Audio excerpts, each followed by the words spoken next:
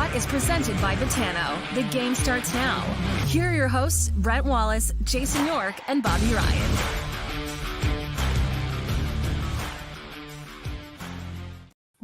Good morning, everybody. Welcome to Coming in Hot. Brent Wallace alongside two of Santa's most average helpers, Jason York and Bobby Ryan.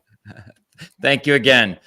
Hey, and most people don't know that we obviously filmed our Christmas special, and the box is still going. Mike stand is still rolling. So, well, if you tune in on the 24th, you'll see exactly what we're talking about. What a epic show. Yeah. Okay. Boys, is the shopping done yet by you two? Oh yeah. You Long just ordered all to the house. Is that all you did? What's that? Did you just order it all to the house? No. I'm real big on like being selective and going out and getting it. I ordered a lot because that's just the way the world is now. But I like to go spend time on each kid to make sure I lock in exactly what I want. And I still feel like I undersold Christmas, but and didn't do as well as I should have. But then I wrap everything solo. Used to be that I would sit down with a glass of wine and do it, maybe a bottle, but now it's a little different. I sat down, put some Christmas music on, had a nice coffee, and wrapped them all. So I'm real big on doing it yourself. Like it loses the personal touch when you order them wrapped. And yeah. I'm big on the old school. Compared to the previous way you wrapped it, is the wrapping now done straighter? No, it's pretty functional. But you should get yourself a pipe. You should get yourself just a nice pipe. Like just become a pipe smoker. Just sit in your office, furrow your chin there, think about the world. Grow a little hang down.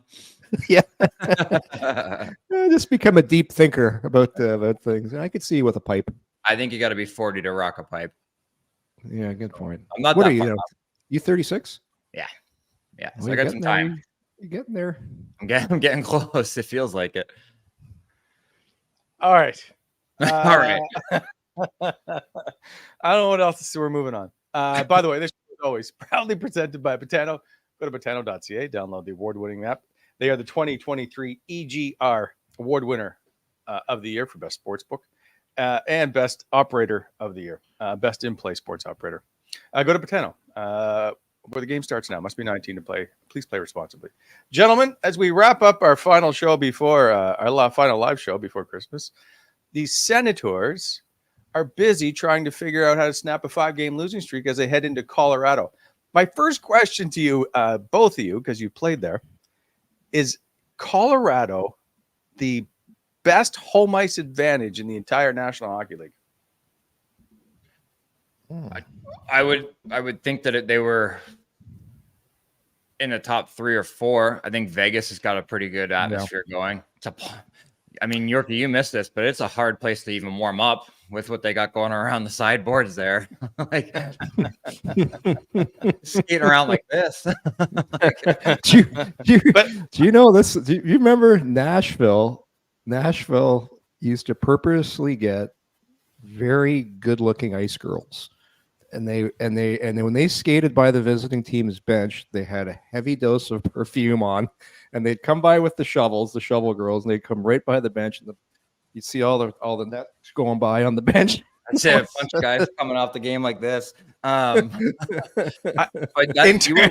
terms of Colorado, I just mean based on elevation, the breathing, and yes, a third period when everything seems to be a whole lot harder. It's the first period. It's the first period. Okay. Yeah. That's like the golden rule is like, do not get stuck early in the game because you'll never recover the way you want to. If you get a long extended D zone shift early in the game, you are absolutely feeling it. It's the only rink where they have oxygen on the bench to like squirt under your nose or like hold and like it come. I don't know. I've never used it. Some guys swear by it, but yeah, if you get pinned in your own zone early in that game, you're in one. Like you're in one for the rest of the night. Well, think about this. There's really no rinks anymore that give you a big advantage. Like I remember when you used to play in Detroit, they had those weird bounces off the back of the boards where Detroit always got a couple bounces right up in the slot and they'd score. And now all the rinks, they're cookie cutter rinks. They're all the same. And yeah, there is something to that oxygen and to not being able to get your breath right away. So yeah, you take a long shift right away. To Bob's point, you set yourself up. Maybe that's why Jacques was working on the line changes yesterday. So, and we'll get to that, but the Colorado Avalanche lead the league in third period goal for 4. So Really? yeah, just that's what made me think of it. But I do have one other note before we get to it, which may affect how you guys pick lock of the day later in the year, or sorry, later in the show. This is always brought to you by Wendy's for Did You Know? Wendy's is letting you win real food with your fantasy teams this year with the Wendy's Daily Face-Off Survivor Pool. For those of you who dream of smoking the competition, Wendy's is rewarding you with weekly prizes that will have you winning despite your lack of winning combinations. Here's the big secret to lineups. It's all syrup dishes, like Wendy's new limited edition chicken strips and French toast sticks. Sometimes the best teammates are the ones you'd least suspect. Sign up to play Daily Face-Off Survivor Pool to win weekly prizes like the new chicken strips and French toast sticks from Wendy's and the Wendy's app. Just go to dailyfaceoff.com, click on the Daily Face-Off Survivor icon in the top right, and then you will be taken to the page where you can pick daily. Wendy's, we keep it fresh. All right. So this isn't exactly the best news for Sens fans. Over the last 4 seasons, the Colorado Avalanche are tied with the Boston Bruins for the most wins at home, having won 88 of 126 games for a 746 winning percentage. Boston slightly ahead at 748. That makes, it is a tough building to play in. It is. They've also been a wagon for the past 4 years, so they might have this record regardless. But I will say the building feels like the fans are very, very far away from you, as opposed to some that are a little more vertical. The buildings, I don't know what it's like up top. You would know more than me. It's beautiful. Locker rooms are great. Big, oversized building. It feels like a great NHL arena, but when you get out there just doesn't seem to be a ton of atmosphere. And that's not a slight. I think it's just the way it's designed. The atmosphere always lacks for me.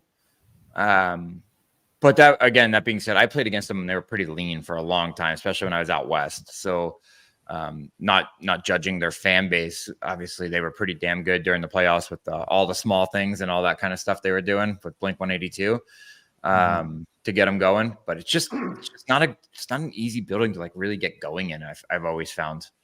Are they still doing the old video game sound after the power play when they get back to first? Mario, I think it is. They do the Super Mario. Yeah. They do the little.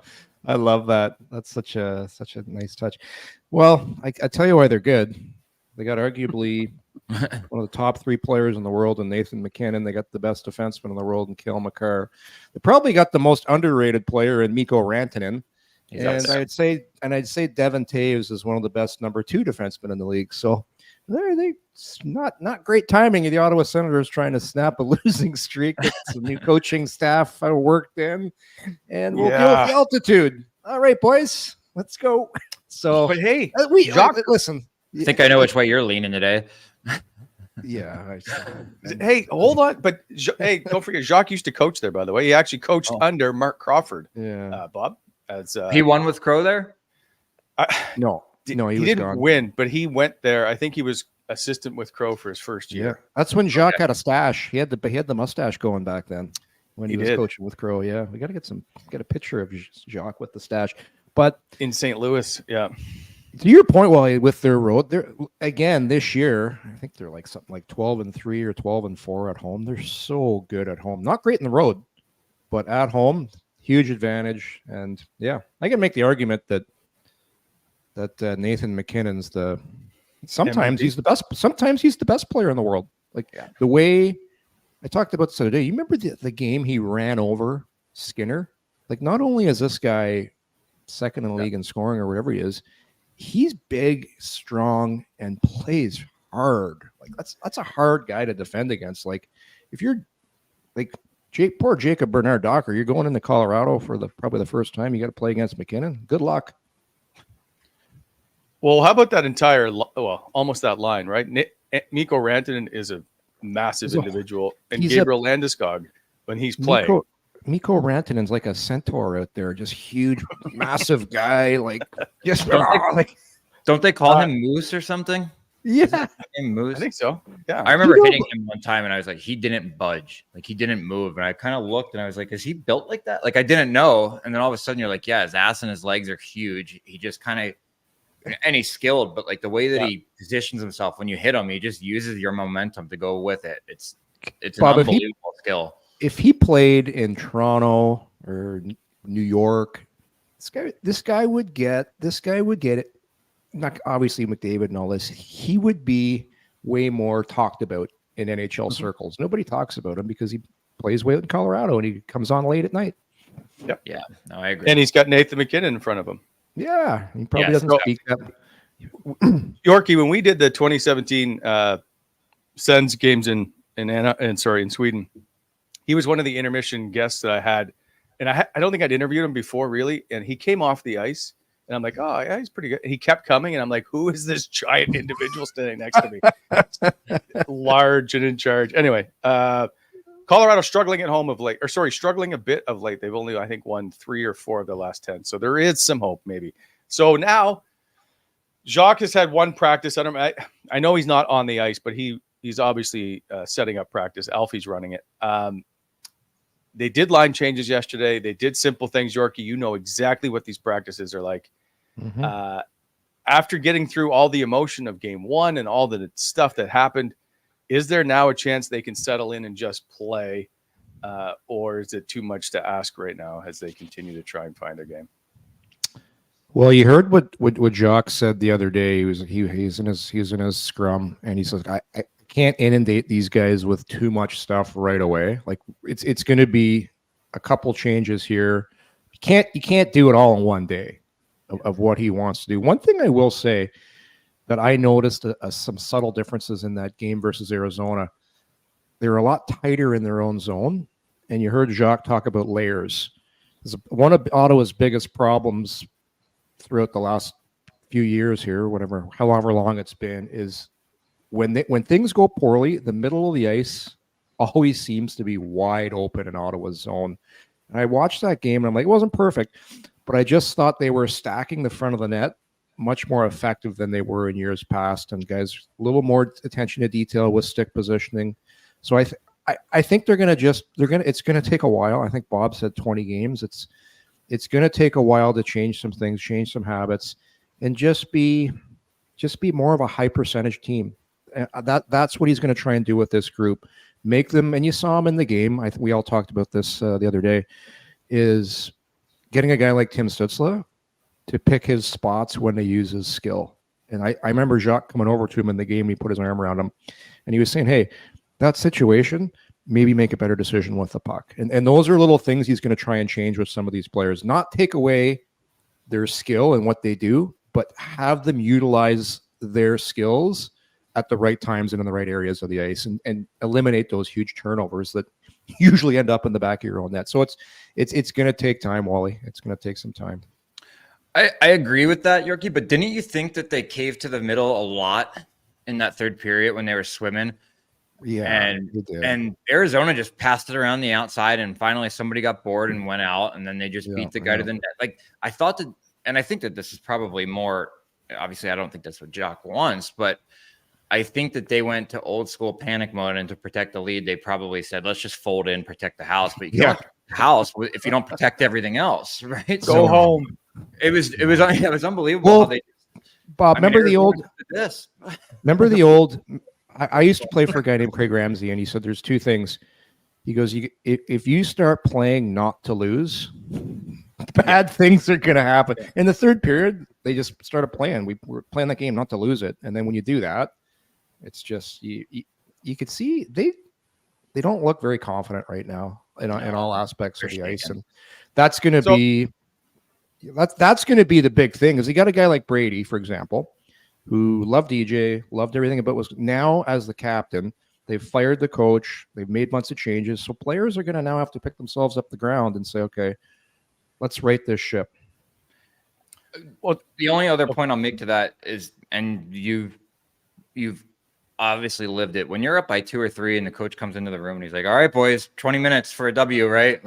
And you're all excited and you're fired up and you're like, let's just get to the red line and get it deep. But then you don't forecheck and you just allow them to regroup in waves. And you're like, we have 20 minutes of just leaking oil because nobody wants to go north of the blue line, right? You get there and you're like, I can't make a play. I need to play it safe. We already won the game. And you haven't. You need to continue. Like, they stopped forechecking.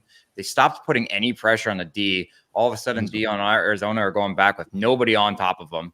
Maybe one guy going in, you just go D to D, you're out. Like that. When I rewatched the third period, that's what drove me absolutely. And we've all been guilty of doing it because that's what you're designed to do when you're up. You're just thinking, we've already won. Let's get pucks deep and get out of here. And it's the worst thing you can do. You need to continue to forecheck. And they didn't do any of that for me. They just allowed puck possession. By the way, Jacques apparently changed or as he said after yesterday's practice, we're changing the way that we forecheck in the neutral zone, or how they operate in the neutral zone. So we'll see what that changes. Mentally,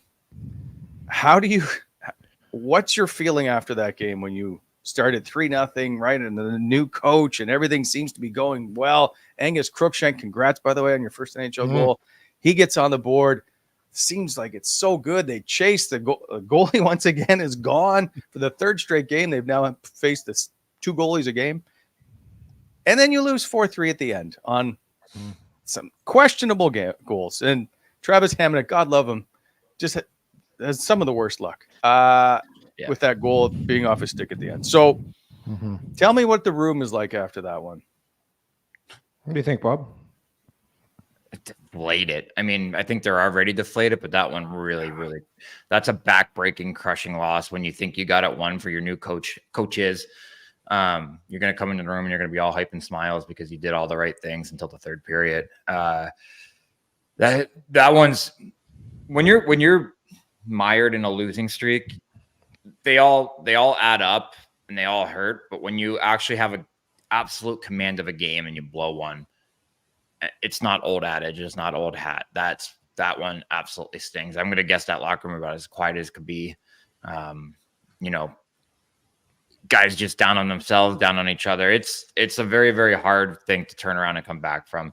But on the positive side, they're doing it with a new coach who's going to come in and have a different message than DJ would have at that point in time in his change and career. So maybe a little more upbeat than it would have been if DJ had still been there, just because it was they had seen that, heard that, been there, done that.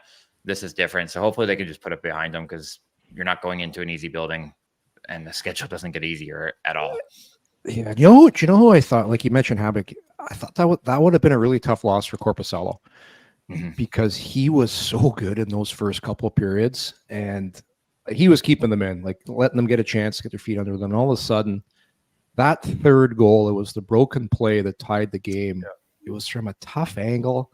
And mentally, as the goaltender, you could see him now probably trying. You start questioning yourself, man. Well, like, come on! I've had a great game so far, and I'm letting this in, tie game, and then to put icing on the cake, the winning goal goes off your defenseman's, basically scored in his own net. Yeah, and I know people are dumping on Hamonic, but that's happened to even the best defensemen. Have That's you? Not his fault. Oh, for sure. I put it in the net before. Not as well as that, but he had an open cage. He had an open cage, but that's a tough thing for him. But like, it was just whatever could have went wrong at the end of that game went wrong. So deflating way to lose it. Yeah. No, Bob, it's you bet we've all been there before. It just that you would have been able to hear a pin drop in that room after. 100%. And you know what? If that doesn't go off of Hamonic's foot, there's a player right there on Arizona with a wide open cage too. So he had to do something. I know. He couldn't let that go past him. The only thing he could have done is hoped it gone past him and hit him in the back of the leg, because it's such a bang play. So that is just unfortunate bad luck. Was the third goal the Keller goal? The third goal was the I just watched it. Was short side under the bar, right? It was a terrible goal. It shouldn't. It was a broken play though. It went kind of through the D's legs, bounced right to a guy's stick. He chopped at it from a terrible angle and kind of went through the goaltender. I'll give him a little bit of leeway there, because I remember watching the play. Stetcher had the puck. It was up in somebody's pants where Korpisalo is probably looking at it, and he probably glances over here to see what else is coming. That puck drops and Keller has it up under the bar, short side, fast, while skating backwards. Keller was in a turn when he shot that. He just still bad goal, but it was a shot too. It was a hell of a shot. The There was a couple positives in that game, though, guys. Number one, I thought that was one of Norris's best games of the year. I thought he was really good. And number two, they might have found themselves a good bottom six player in Cruikshank. He's got a lot of nice things to his game, Wally. Like he plays differently than the current mix of that bottom six does. He's got a little bite. I know he's smaller, but he's quick. And I'm really interested to see how he continues to play here, because there's another guy, fresh set of coaches in, first game, earned a little bit of trust. I'd like to see where he goes from here with his game, because that guy brings a little energy to your bottom six. I agree. He's been highly regarded in this organization for a while. I know he's a 5th round pick back in 2018, but they really liked his style, and he and Yorkie, you know this, he fits Jacques' style very well. But he scored goals in the AHL, right? He's got 41 goals in his 3 years in Belleville. Led the team last year in goals. I think he was leading. I know he was leading them in scoring this year. Yeah. The year he blew out his knee, which would have been the 21-22 season, if I'm not, he lived, I think, with Jerry Townend and worked his entire ass off the entire year to get back and get healthy. And they rave about how good a kid he is. So I have all that. Like, I really want to see him do well, and I think he will. I just know that he has worked extremely hard to get where he is. So full props to him. I hope he does well. Yeah. Interesting, guys. I didn't realize he was a 99 birth year. So it kind of explains why he's a little more mature. Yes. Like he's a little bit older. He's a college kid. I just heard him when I heard him speak during the intermission. I'm like, okay, this kid's got a little swagger to him too. Like the moment's not eating him up, and he's smart too. This is an opportunity. This is how sometimes you start a career for yourself. There's adversity, there's change, and players step up. And I agree to what you said, Wally. I think he's the kind of guy that Jacques Martin likes to have in a system. Fast, smart. You got to be smart. You got to be smart to play on the D side of things. And I think, like I said, it's early, but I really liked what I saw in that Arizona game out of him. So when you look at this board right now, and you look at that third line, and Kubalik is not going to be here long term, right? Let's be honest. This is where I want to see a guy like Schmeckel play right now. Like, and you're not moving Kubalik down, but you put Schmeckel with Grieg and Cruikshank, and you got or you have Joseph here with them. What? I don't think Yuri Schmeckel can skate. I think he can grind, and that he gives them and then you have two guys that can command the puck, get it low to where Schmeckel can play. And then you have a third line that can hold pucks deep down. To me, Jacques' game is speed and transition. And I don't think his game fits that. No, I don't disagree with that, but what I'm saying is the makeup of your third line would look really good with a big body guy like a Schmeckel that can play a different style than those two. Yes, fair, and I fully agree. I don't like his skating, and that's the only issue. He's probably not the guy, but I'm saying right now, like you're not putting Kubalik on your fourth. Yeah. Right now, you have a shooter with two players that can get on the puck a little bit, so that's good. Yeah. This is where you're really missing a Joseph. That third line would look good with a Joseph that can hold the puck down low. But I would give Schmeckel a chance. I know he's not the guy that Jacques might think is his long-term solution, but I like the build of that third line if you put a real big body grinding guy with those two. Schmeckel's got a brain too. Like you can tell he's never really been a bottom six probably in his whole life. Well, so is pretty well any NHL guy that gets to the NHL. They've always been go-to guys. But yeah, I will say this: Jacques likes his European guys too, though. He likes guys that understand the game defense. Schmeckel appears to be a guy that understands the game defensively as well. But I'm with Wally. I do agree the boots are an issue. The boots are an issue there, but we'll see. You can't just sit and dump the puck all the time and once you get it in, it comes right back out. You need guys, to Bob's point, you need guys that can keep it down low and get some offensive zone time. That's one thing that was said the other day is like, we got to spend more time in the offensive zone. How do you do that? Well, you need guys that can protect pucks and extend plays. Schmeckel can do that. So I'd like to see him too, Bob. It'd be like put him in a position to actually have some success instead of playing 6 minutes would be, it's tough to evaluate. Okay, so then explain to me, because Dominic Kubalik, 7 goals. So you want to put him on the 4th line? No, I made that part clear. Like you can't. You're not going to. With 7 goals is nothing. How many games have they played now? He's 27 games, but that puts him 5th on the team in goals. Yeah, he does have he is the current Cy Young leader with 7 goals and 1 assist. Yeah, but yeah, he's not a disher. He has never met us. He has never met a one-timer he doesn't like. No, he loves him. He loves him. Yeah, loves him. No matter what foot you put it on, he's hitting it. Go ahead, Bob. So, but I just, you're not putting him on the 4th line. So what I'm saying is kind of a moot point, but I just think a guy like Schmeichel could fit the bill with those 2 guys as a 3rd line makeup. And I don't know who that Matthew Joseph is your scenario. It's just, you don't have the opportunity right now. But as a stopgap, I would rather see somebody that's big, that wants to hold on to the puck, that when you're a 3rd line, you have to understand your job is not necessarily to score. You got to chip in from time to time as a 3rd line now in today's game. But your 3rd line is supposed to create zone time, flip the script. If you're struggling, if the offense isn't going, that's when your 3rd line becomes important. And it might not be scoring, but it might be extended zone time that gives you a little momentum, that the 1st and 2nd line stand up and they're like, all right, they're doing it. They're in there. Now we can see the way that it works. And I think that he could be really good below the dots. Yeah. Okay. Well, in a perfect world, Kubalik gets going, and you're able to trade him and actually get something at the trade deadline. That's going to recap that awful trade to Detroit. Like, think about that for a sec. Yeah. like, my God. Like, what was I reading the other day? You've lost the 1st rounder in that Vegas kerfuffle with Dadnoff, and now your major piece in your trade with I shouldn't be doing this over the holidays, poking at Sens fans, and Kubalik's your major piece back in the DeBrincat trade. Oh my God, like just gut punch after gut punch for Sens fans. Make it stop. Yeah, I got nothing to add to that. It's the holidays.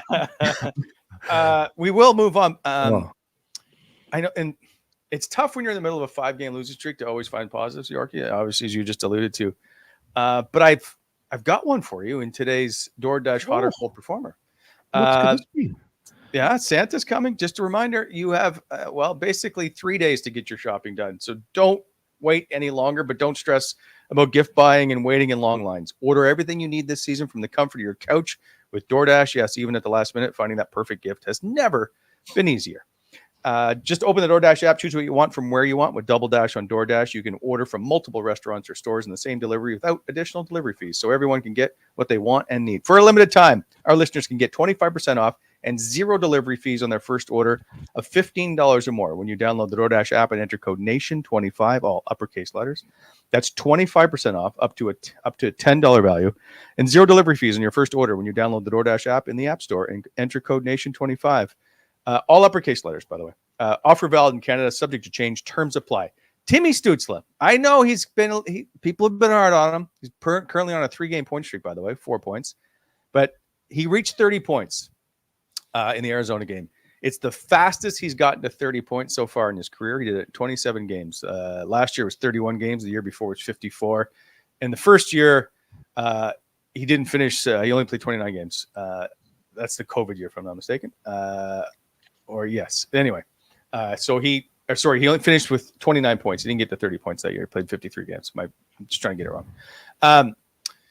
So therefore, just a little props to Timmy. I know everybody's a little hard on him right now. And I have the wrong number up there at 34 assists. He should have 24 assists.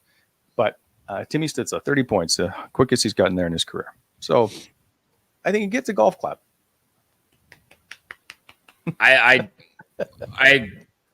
You look at the offensive numbers and it's baffling how good he is, but I'm with everybody else right now. He's been bad.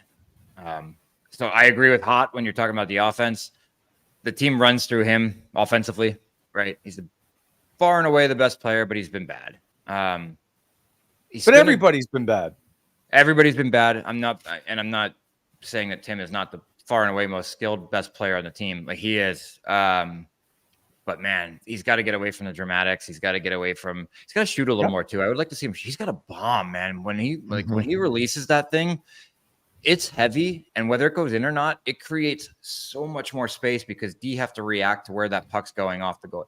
But I don't know. He's just like everybody else, I guess. So I'm not trying to be hard on him. I guess I am in a roundabout way. He's just not been Timmy for a little bit. And then you look at him and he's over a point a game. So you're like, he's on pace for 90 points and you're being critical. What do you want?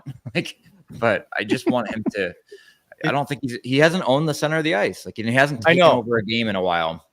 Well, because I think they need, and I brought this up before, they need more personnel in this roster or on this bench or whatever to teach them how to play the game of hockey at the NHL level. So you can say the same about Brady Tkachuk. People are upset with Jacob Chychrun. People are upset with Drake Batherson and Josh Norris. And there's nobody that's without criticism, I think, on this roster, nor should there be with the way they're playing. No. That being, like, Brady Tkachuk, just sec, Yorkie, like, we're all like, where's Brady Tkachuk? What's he doing? Well, he's got 14 goals, which puts him on pace, I think, for 42 at the moment. But again, we all like, wow.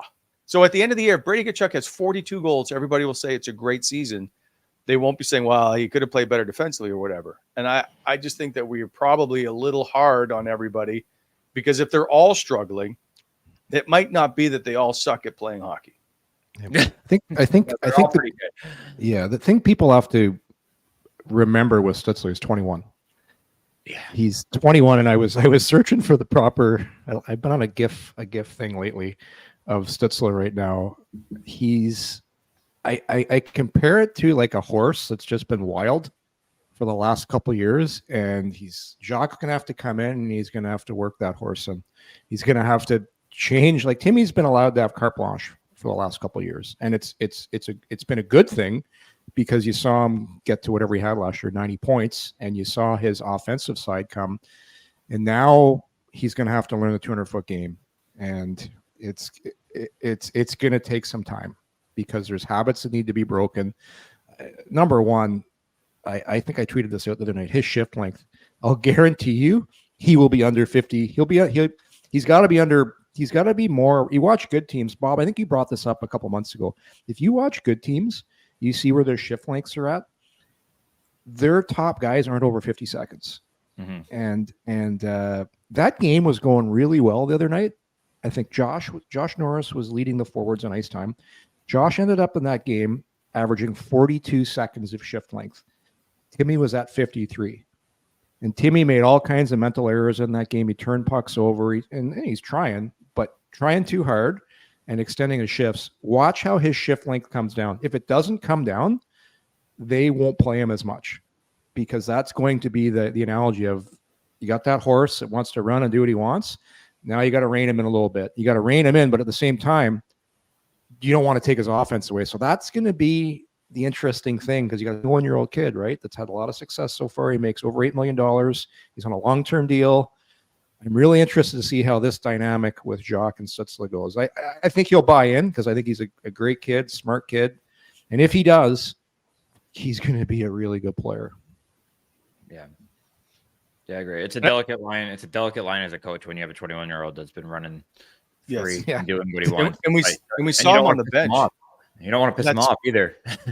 Yeah. So Timmy and people are, and I know I saw someone in the chat a second ago just talk about they felt like Timmy was really upset, obviously, with the coach firing or with his relationship with DJ. And we know that DJ stayed behind so he could say goodbye to players, which isn't very common, I will say.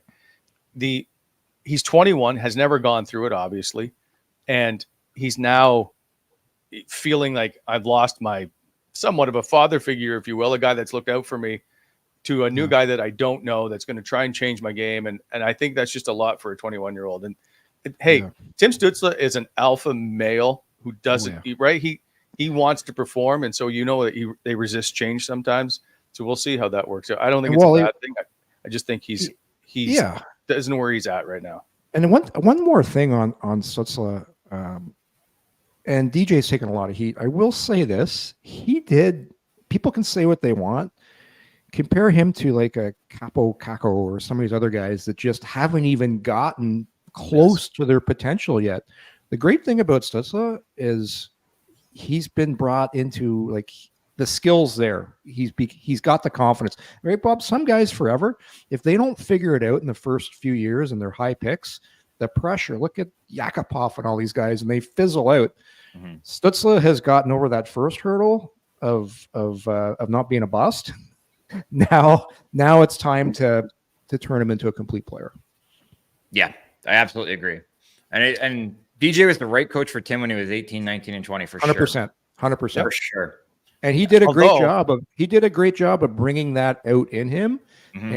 And because some guys, they tiptoe around the league in the first years and they're afraid to do stuff, and you just want them to be confident. Well, confidence isn't a problem for Tim Stützle, which is a good thing.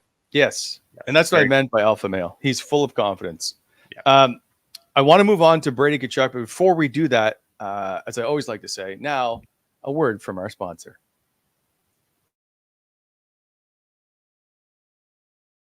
All right, gang, listen up. It's time to learn the pro pose. Coach?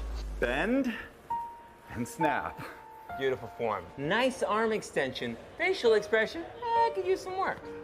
All right, let's see it. The pro pose.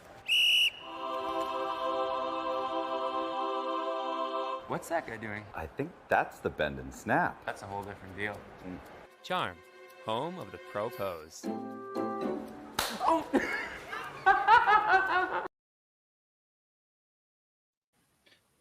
As always, our show brought to you by our good friends at BEI, Bonisher Excavating Incorporated, heavy civil general contractors in both the public and the private sectors. When planning your next project, consider BEI for your aggregate supply needs, including all things that are custom crushing and screening, haulage or floating, hot mix paving, concrete formwork, and equipment rentals. You can visit them at bonisherexcavating.com or give them a shout at 613-432-1120. BEI, helping to shape Ottawa Valley. Oh, slow down in construction zones. Oh, that was amazing. And by Battlegrounds Axe Throwing, which I think would be a great team event right now for the Sens. It's safe, it's fun, it's great for a party event or just something to do. It requires zero practice. Come to Battlegrounds Axe Throwing facility, and the coaches will show you the ropes and show you how to hit the target safely. Fun for the family as well as kids 12 and up can throw with a guardian. Book your December holiday party now and snag exclusive Boxing Day or Break Week rates. Visit between December 26th and the 29th for 15% off. To find a location and book your event, go to battlegrounds.com, BATL grounds.com, 2615 Lancaster Road near the Science and Tech Museum. All right, there's lots of chatter about Brady Tkachuk and his penalty minutes. He leads the league in penalty minutes with 74. Now, also should be known, he's drawn the most penalties in the league, by the way, at 21. Is he taking too many penalties?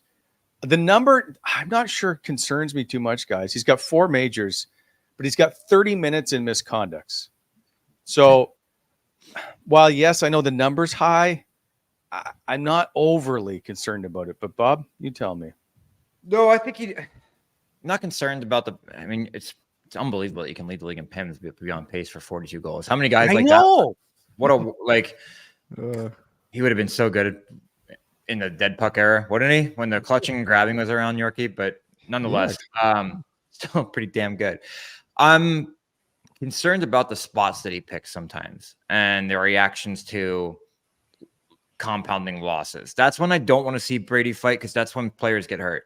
Nobody, and if anybody does, they're ridiculous, would question his effort level or commitment to any single game. Like, you can take every single game, break it down, and you're like, there's where Brady had an impact.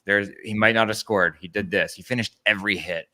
So I'm only concerned. I'm not concerned about the numbers in penalty minutes. I don't want to see him get thrown out of games or fighting with 5 minutes left in a 4-1 loss, because God forbid he breaks a hand. God, whatever, you get hurt, you take a punch that hurts you, whatever, your shoulder pops. Like, that's where I'm like, is Brady, and I know Brady's on edge and he's emotional, and you know exactly where you stand with Brady at all times when you're playing against him, which I love, and I don't want to take away from him because it's his most important feature. But I would like him to pick his spots a little better. Like, tell Matt Dumba to beat it. Right, you're already winning the game. Everybody in the world knows you're going to beat the wheels off of Matt Dumba. Like, okay, but if you're the captain of the Ottawa Senators and you're losing, or it doesn't really matter, and you're last in the league, if anybody challenges you do you not feel you have to accept? No. Brady could skate up the ice and be like, Dumba, you're not worth like 5 minutes, pal. Like, and Dumba will go, shit, he's probably right. Like, and you know what? Take the chirps from the other team. Go back to your bench, and nobody in that bench is going to say or think Brady back down, because everybody knows that Brady does not back down. You've done it time and time again. You're an old world player in a new game. We know that you're going to fight when you need to fight, and we know that we're untouchable when you're on the ice. That's all that the players on his team need to know. I would just like him to. I would just like him not to spend 5 minutes in the box against a Matt Dumba. That's all. Yeah. I'm worried he's going to break his hand one of these times. That's it. Yeah. I mean, people love the fights and everything, but you're punching a visor, you're punching a helmet. All it takes is one off punch on the helmet, and you're going to be out for a month. So he's to the point now in his career where everyone knows he's tough. He's already gained himself a couple extra feet every time he has the puck on the ice, because guys are a little more cautious when you come around him, because you poke the bear, you might get hurt. And I like that he's established that, and now he has a little space on the ice, and especially in front of the net. So yeah, I'm with Bob. And I think with Jacques Martin now running the bench here, I think he's going to because you reel often that in. Well, you often take on the personality of your coach, eh? And for those that didn't watch DJ when he played, DJ was a really tough guy. Like, DJ liked to fight, and he was an energy guy.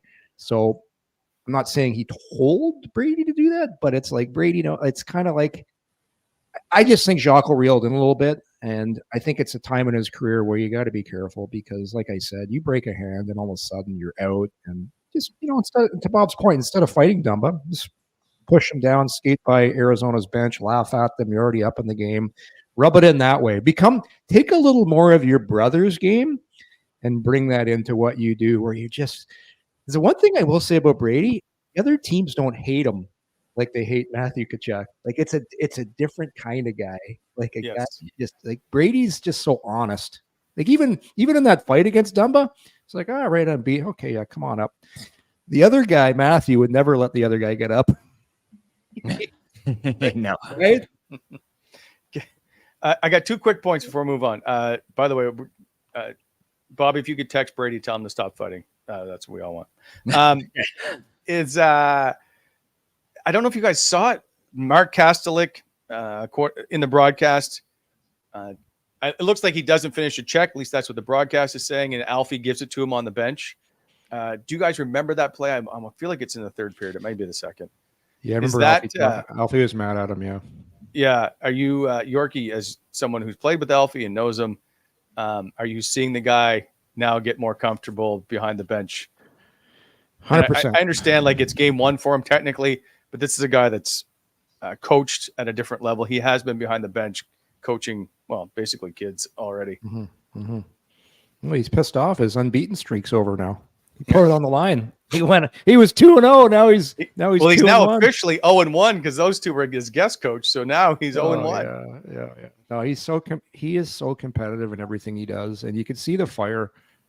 You can see the fire coming on the bench, and it's going to be nice because Jacques is very calm, very. At least he appears unemotional on the bench. He's not between periods, so it's going to be a nice mix. But no, that's good. You need that fire on the bench, and the nice thing about Alfie, you can't question him because he's got way more experience. He's in the Hall of Fame. He's accomplished way more than anybody on that team. So I think it's a good thing when you have so many guys that have already been paid. How do you motivate those guys? How do you get to them? Well, having a Hall of Famer on the bench isn't a bad thing that can say, you know what? It's non-negotiable. It's non-negotiable. You can't argue with a guy like that. No, you can't. You just say, "Oh, yes, sir." Like, yes, sir. Yeah, sure. Have another. But the problem I have with that whole thing, why is Mark Kastelik not doing that in the first place then? Because guys make mistakes all the time. But Yorkie, that's not a mistake. That's the same thing my 15-year-old knows he's supposed to do. Well, he won't do it again. But you shouldn't be at this point losing 4 straight and figuring out that you're not finishing your hits when you're a fourth line guy. This is the attention to detail that's bothering everybody. Exactly. Well, I don't know why I didn't do it, but anyhow, the nice thing is it was pointed out. Exactly. I was going to say, if you want attention to detail, give it a second to set in, because he might have skated back to the bench and Painter and DJ would have said anything. Now they're that's my point. It's that we're 26 games in, 27 games in, and we're 4 years. I but that should have been dealt with from day one. Agreed, but it wasn't, and it hasn't been, and now game one, you got Alfie yelling. And that's what I like to see. That's my point I'm getting to is these guys in day one are getting to the attention to detail, which has been lacking forever. That's my point. Yeah. And that's a great point. And could not agree more. When you go out there as a fourth liner, you're supposed to know your role, right? You're supposed to know exactly what you're going to do. Everybody that has played in the NHL has at one point mostly played on the fourth line. Like I played on the fourth line to start a little bit, and you have to drastically change your game, and you're not thinking about anything but get puck, dump puck, hit puck, person. Like it's not that hard. That's what you're supposed to do. And then when I started on the fourth line, it was to pick up the gloves after Brad May or George Peros fought someone. Make sure the dance floor is clean for the boys. Start moving gloves. Bob, I've been on the fourth line before too. Right? Young defenseman, guy up gets hurt. Scotty Bowman, get up here, you can play. Oh, okay. Yep. And you just get the puck and you just put the stick on auto dump. Everything's in, everything's deep, everything's You can't get in trouble. You can't get in trouble. Oh, it's awesome.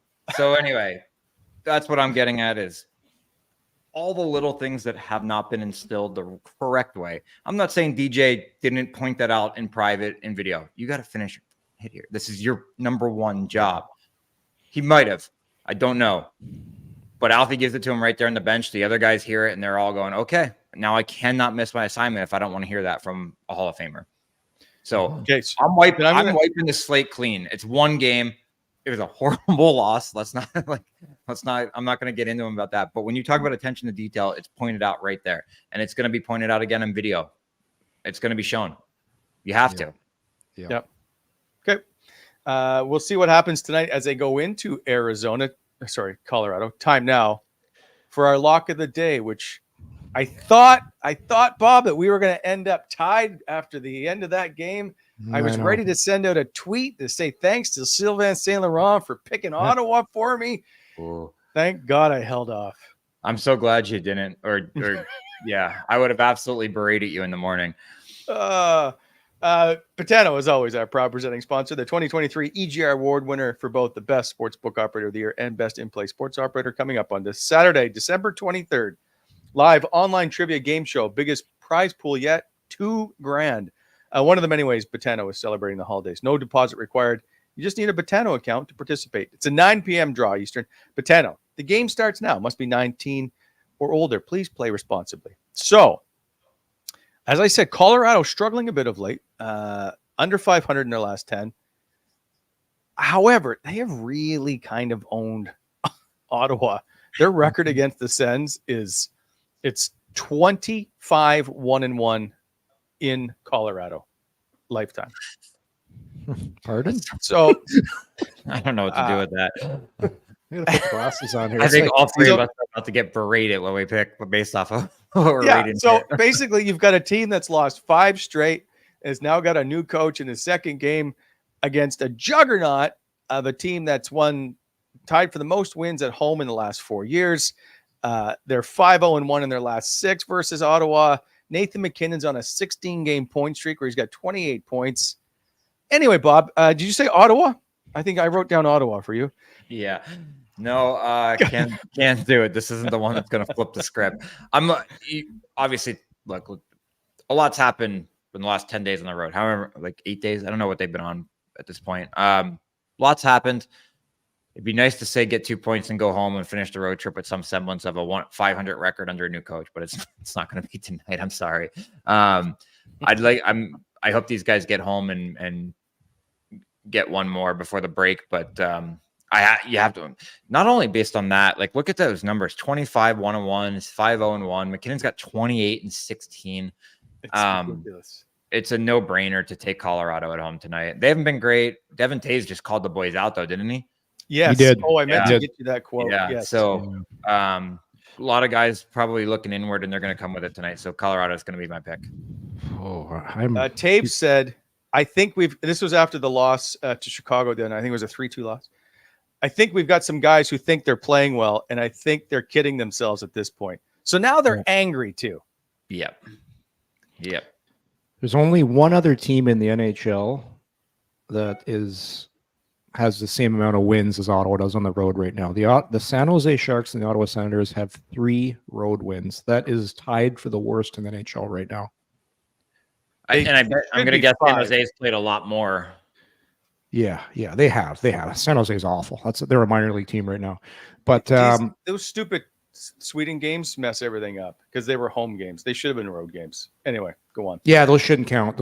But yeah, this is a tough ask right now. They're learning some new tactics to the neutral zone. They're trying to get things sorted out. Not a lot of practice time yet. And man, I just, like I said, Rantanen, McKinnon, Taves, Makar, altitude, Colorado. I'm taking Colorado. I hope I'm wrong, but this is too much. Too much too soon. Same. Although this is that stupid game where the Sens just show up and play like they played the Rangers, and suddenly it could turn the whole season. It could turn the whole season Yes. around, Wally. This could be the turning point. This is why you should take Ottawa. But I'm not willing to put my money on the Ottawa Senators tonight. So we will reconvene after we all accept a Colorado victory, because I'm taking the Avalanche as well. There's just no chance. You can't. You just can't give me a reason why they would win based on all the evidence. That's all. Yeah. Lick your wounds, come back, take care of business at home against Pittsburgh on the 23rd. Jacques, again, former team. We'll see. Most recent former team. We'll see how that goes. All right. We got to get out of here. But coming up on the 24th, which is our next show, we have what we like to call a Christmas special.